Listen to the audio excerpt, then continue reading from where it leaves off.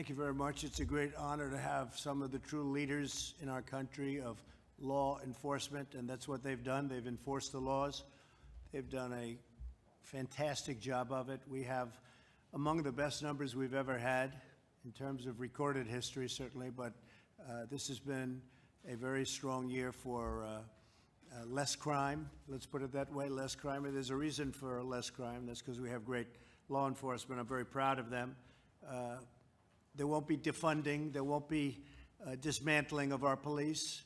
And there's not going to be any disbanding of our police. Our police have been letting us live in peace, and we want to make sure we don't have any bad actors in there. And sometimes you'll see some horrible things like we witnessed recently, but 99, I say 99.9, but let's go with 99% of them are great, great people, and they've done jobs that are record-setting.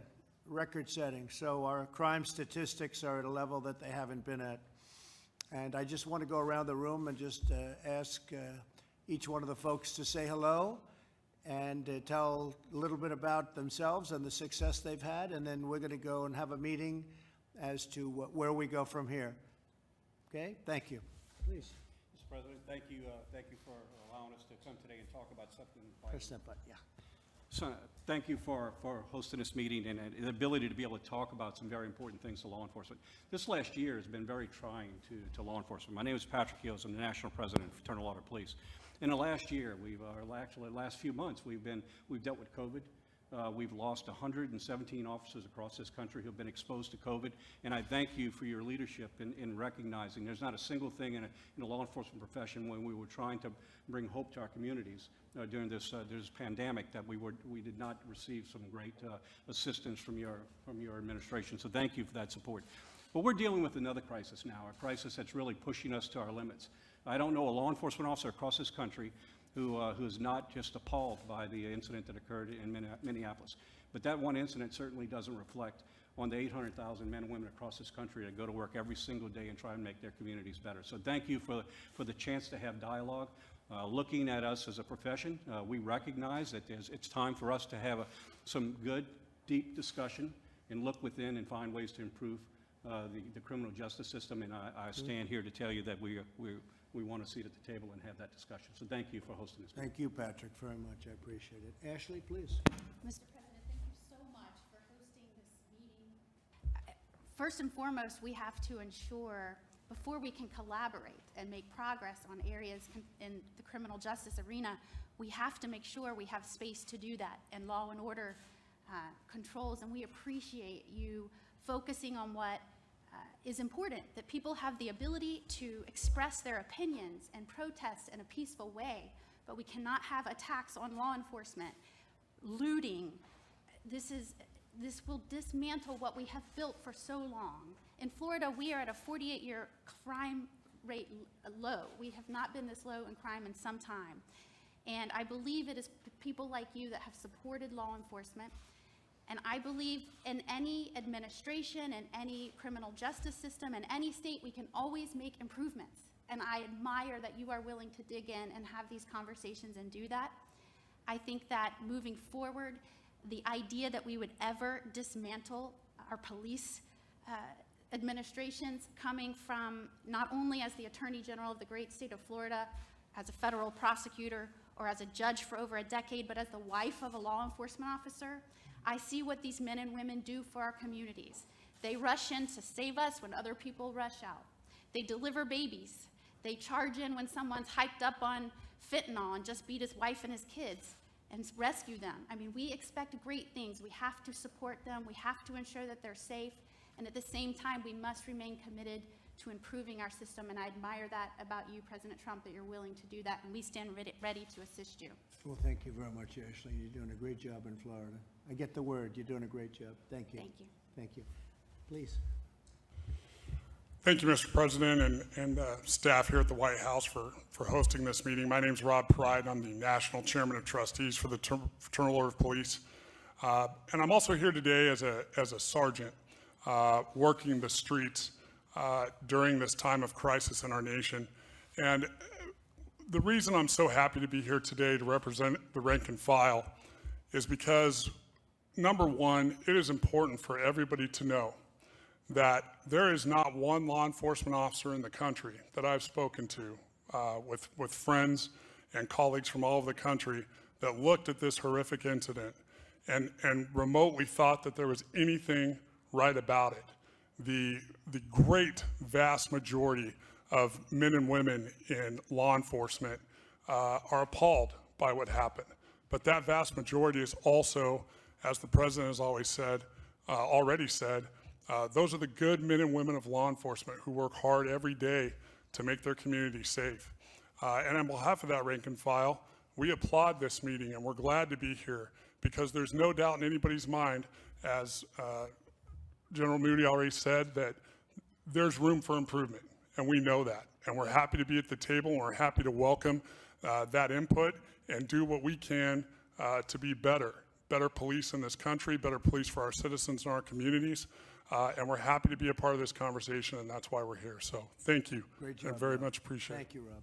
Great job. Thank you. We've known each other a long time now. Really good. Jared, please. Thank you, Mr. President, and thank you all for joining.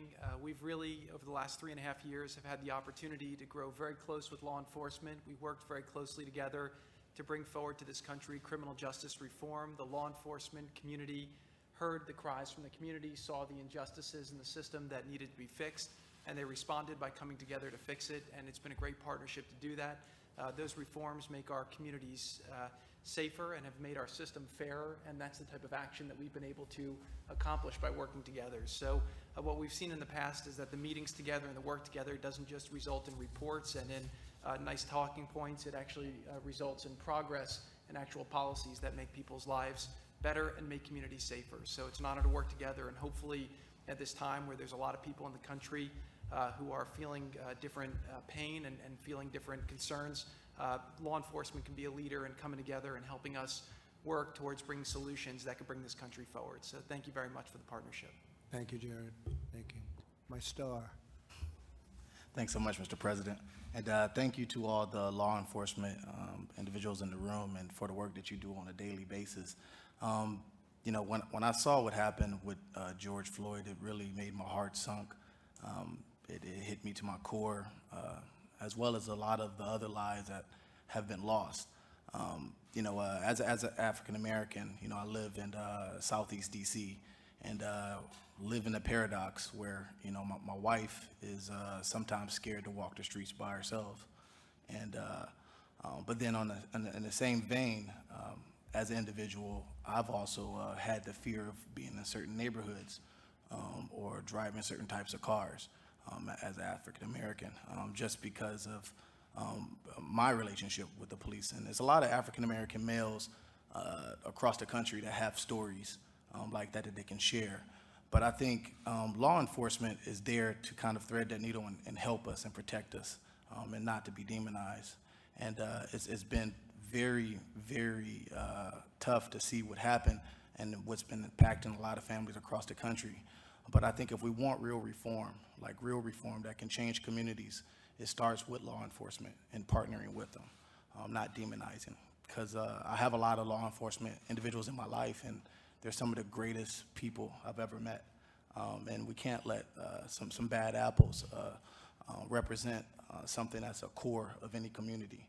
And so we look forward to continuing to partner with you all to find solutions, because that's one thing I've learned with working under President Trump's leadership, that we're not just about talk, we're about action.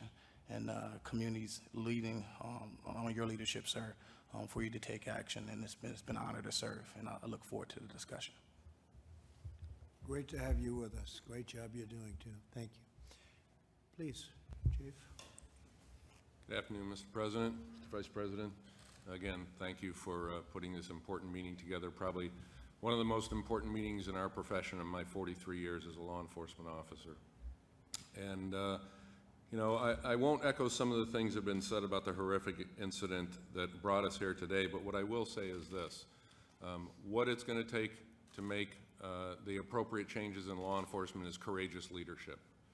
And there are countless courageous leaders in law enforcement across this nation that are willing to step up to the plate and look at new ideas to make our profession better and how we connect with our community.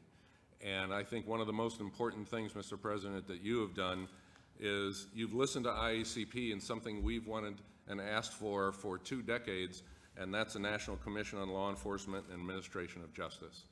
And I want to thank you for establishing that, because now more than ever, that commission is incredibly important. So thank you. That's great. Thank you very much. Mr. VP, please. Thank you, Mr. President, and we're here to listen. I want to thank the Attorney Generals who are here, but most especially Sergeant, Chief, others, thank you. Thanks for what you represent, which is really the best of America. I told Chief Cass Stevens that my uncle was a police officer in Chicago for 25 years. And I grew up with my 3 brothers and 2 sisters with great memories of visiting my grandparents in Chicago, seeing my uncle in his uniform, seeing him walk out the door, put his life on the line to protect and serve. And I want to promise you that you have a president, you have an administration that is always going to stand with men and women who serve and at great risk and great sacrifice protect our communities. I'm also, though, very grateful, Mr. President, to hear this afternoon a desire to have a conversation about how we can improve. As Jared just shared a moment ago, this president's already demonstrated his willingness to improve our justice system in this country, passing historic criminal justice reform. And I want to express my appreciation to the law enforcement officials who are here at this table today, who were with us when we brought that bipartisan legislation forward, Mr. President, at your direction. We're always about the business of making a more perfect union, and we're going to be about that now. In the wake of the tragic event of now almost 2 weeks ago, we want to hear from you about how we can improve, but improve in a way that builds on that foundation of really the finest men and women in our country, the bravest men and women in our country, the men and women of law enforcement. How we make sure that the men and women who dedicate their lives to law enforcement, who take risks every single day to keep our communities safe, are properly supported, and that the resources from the federal government, the support from state and local authorities is going to continue to hold up those honorable men and women who serve and protect every day. So thank you, Mr. President, and thank you to all of those who are here. Thank you, Mike, very much.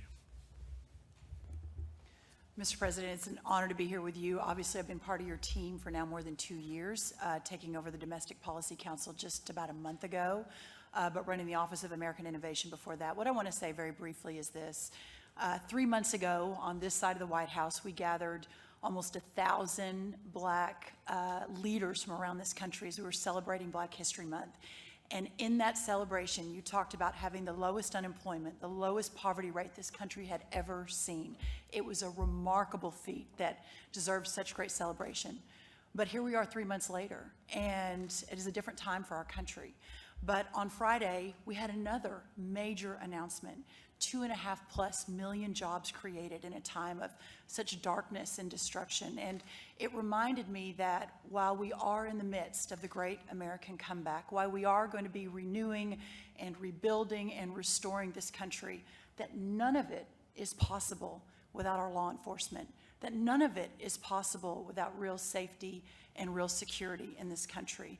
So really, for the great American comeback, with your leadership, Mr. President, as we cut poverty rates again and we slash unemployment again and we build a country where every man, woman, and child has a real shot at the American dream, it begins today. I believe it begins with the people in this room.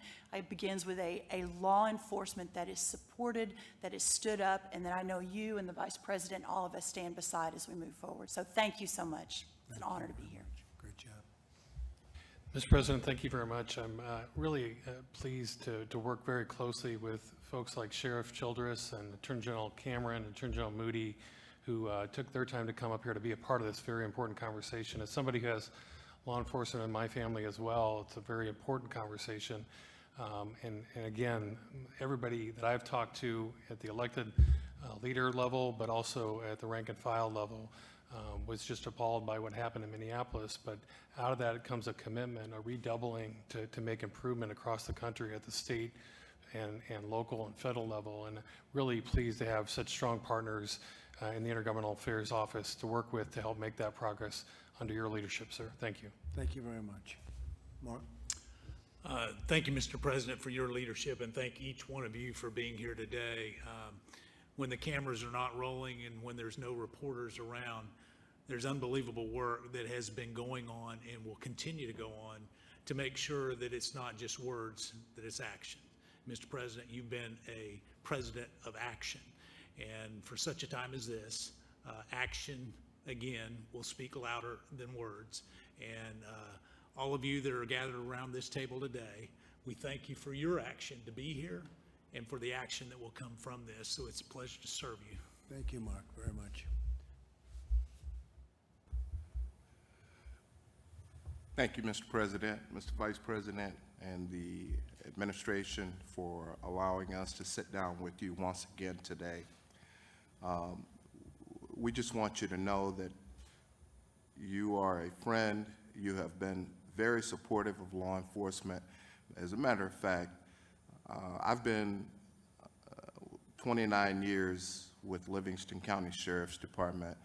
Tony Childress is my name, and I am the sheriff of Livingston County, which is the 4th largest county in the state of Illinois. We're 90 miles south of Chicago. I call it rural central Illinois, and we have an ideology that I feel and many others feel works very well. And that ideology is being a friend of the community, supporting the community with programs like shopping with the sheriff, like Halloween with the children, always being there as a listening ear for the community and working with the community. And Mr. President, we are happy to sit down with you and to try and do everything we can to make this nation better by keeping the community safe and by working with you and the nation in making a better place.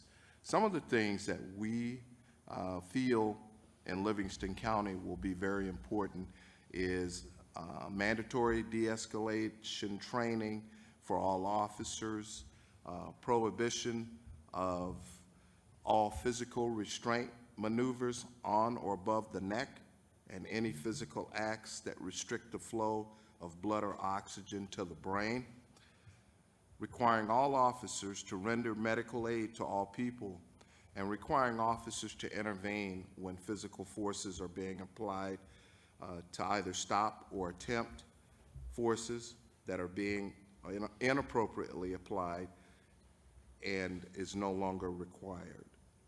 So we look forward to working with you to hopefully get legislation involved in making these things true and making them law. And we just thank you again for allowing us to be here, and know that you have a friend in Illinois, and anything you need, just let us know. Thank you again. Thank you very much, Tony. You do a great job, too. Appreciate it. Thank you. Bill, please. Thank you, Mr. President, for convening this session. It's good to join with all my friends and colleagues from the law enforcement community, many of whom I've worked with over the years. I think law enforcement fully understands and has understood for some time the distrust that exists in the African American community toward the criminal justice system. And as I've been reflecting on this over the past few days and weeks, it struck me that for most of our history, in fact, maybe just up to 60 years ago, the law was explicitly discriminatory and did not provide equal protection. It's only been since the early 60s that our law has actually provided equal protection to African Americans. And what we've had over the past 50 years or so is reform of our institutions so that they reflect those values, the values upon which our country was founded. And some institutions, such as the military, have done an excellent job of reforming. And law enforcement has too. That's one thing I understand from being Attorney General 30 years ago. And what makes me very optimistic today is that the law enforcement leaders that we deal with, and you all know this, no one is more committed to reforming the criminal justice system and the profession of policing today. And there hasn't been a president recently who has been more committed. He didn't require the crisis we have today to get started with the First Step Act and with establishing a commission which has been looking at the very issues we're dealing with today.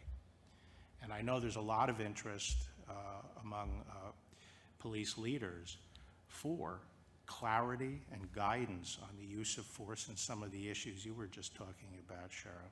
Making sure the standards are out there, making sure they are trained, and making sure they are adhered to. And we're looking forward to working with you to get that done. The time for waiting is over. It's now incumbent on us to bring good out of bad. And we can do it, and the commitment is there in law enforcement to do it, so let's get it done. Finally, just let me say that the other aspect of this is the rule of law and the need for law and order.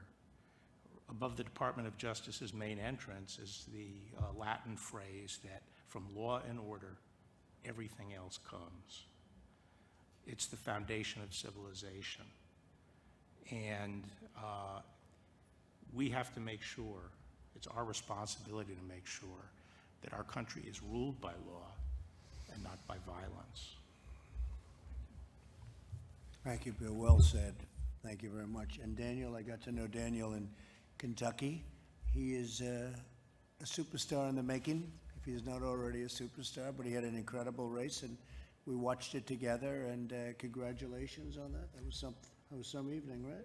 Thank you, Mr. President. It was, and obviously was grateful for your support and grateful for your leadership on this current issue. We obviously have had the challenges with COVID-19, and now we are starting to see civil unrest in our society as it relates to some of the challenges that, frankly, black and brown communities have had, as General Barr so eloquently stated it. We have a responsibility in this room with all of our law enforcement partners to look for ways as we move forward to do it better, to become better citizens, to become better neighbors. And I'm so thankful for the men and women of our law enforcement community that recognize the importance and sincerity of that need and have the interest not only to protect and serve, but also to demonstrate understanding of the challenges and look for ways to heal the fabric of this nation. We, as General Barr said, cannot allow for chaos in our streets. We can allow for peaceful protest, but we cannot allow for chaos. We cannot allow for violence. Those in this room that know that, those that have been peacefully protesting know that. But our challenge today is how can we move together to better our communities, to better our society in a meaningful way. I'm honored to be a part of that discussion as somebody from the Commonwealth of Kentucky who represents Kentucky and understands some of the civil unrest that we are seeing there. So I appreciate you assembling this roundtable.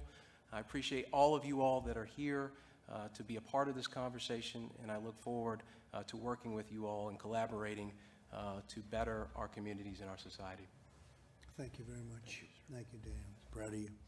So it's very interesting because I just see in some of the papers they want to end the police department, quote, end the police department in Minneapolis. End it.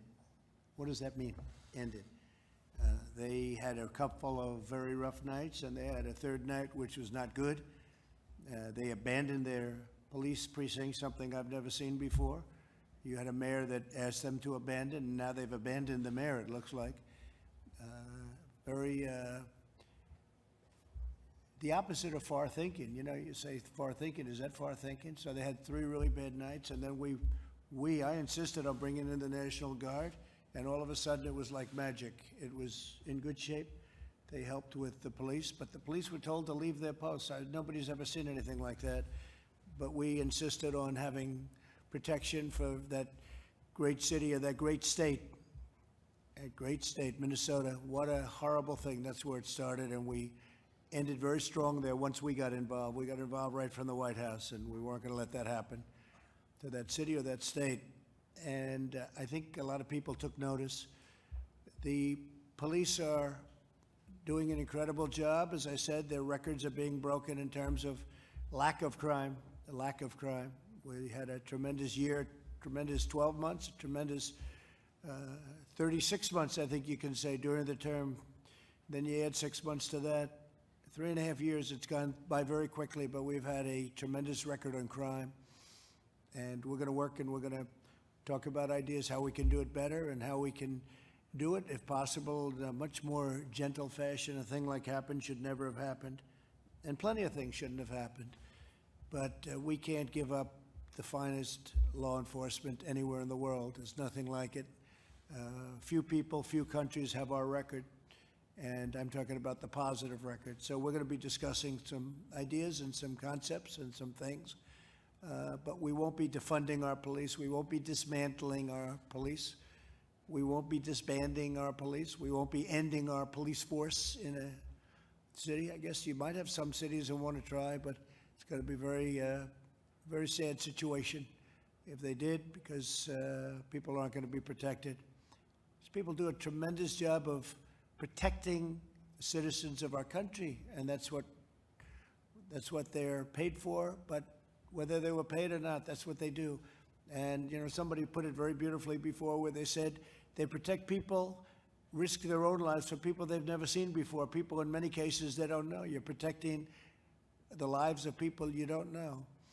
And it's an incredible thing. It's a great honor to be with you all. And we'll have a little discussion now. Thank you all very much for being here. Thank you.